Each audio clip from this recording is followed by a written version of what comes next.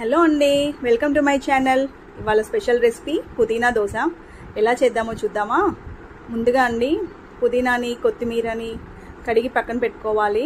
ఒక 2 పచ్చిమిర్చి కడిగి కట్ చేసి పెట్టుకోవాలి. ఒక చిన్న అల్లం ముక్క కట్ చేసి పెట్టుకోవాలి.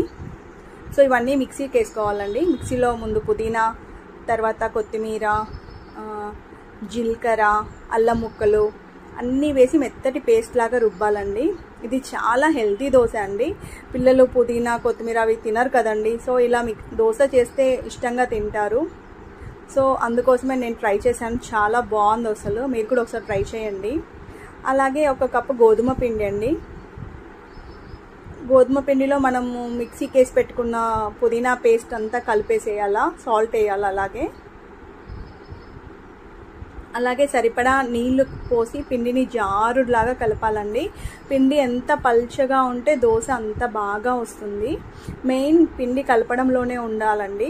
సో అలాగే ప్యాన్ కూడా చాలా పర్ఫెక్ట్ ప్యాన్ అయితేనే బాగా వస్తుంది దోశ. సో చూడండి, పిండి ఇంత జారుడుగా ఉండాలి. అలా అయితేనే దోశ బాగా వస్తుంది. ముందుగా ప్యాన్ మంచిగా వేడి కానివ్వాలండి. వేడయ్యాక ఒక అట్టులాగా పోయాలి దోశ. కొంచెం మీడియం ఫ్లేమ్ మీద కాల్చుకోవాలండి. కొద్దిగా ఆయిల్ వేసుకొని, ఇష్టం ఉన్న వాళ్ళు 1 సైడ్ కాల్చుకోవచ్చు, లేదంటే 2 సైడ్స్ కూడా కాల్చుకోవచ్చు. నేను మాత్రం సిమ్ మీద పెట్టి 1 సైడే కాలుస్తానండి. ఎంత క్రిస్పీగా దోశ, ఎంత ఫ్లేవర్డ్గా, ఎంత బాగుంటుంది తెలుసా అండి. పుదీనా దోశ చాలా హెల్దీ అండి, ఈజీ డైజెషన్. ఎందుకంటే గోధుమ పిండి పుదీనా కదండి, చాలా సూపర్గా ఉంటుంది. సో మీకు ఈ వీడియో నచ్చింది అనుకుంటున్నాను నేను. నచ్చినట్టయితే నా వీడియోని లైక్ చేయండి. మీరు కూడా మీ ఇంట్లో ట్రై చేసి ఎలా ఉందో నాకు కామెంట్ బాక్స్లో పెట్టండి. ఇంతసేపు నా వీడియో చూసినందుకు చాలా థ్యాంక్ యూ అండి.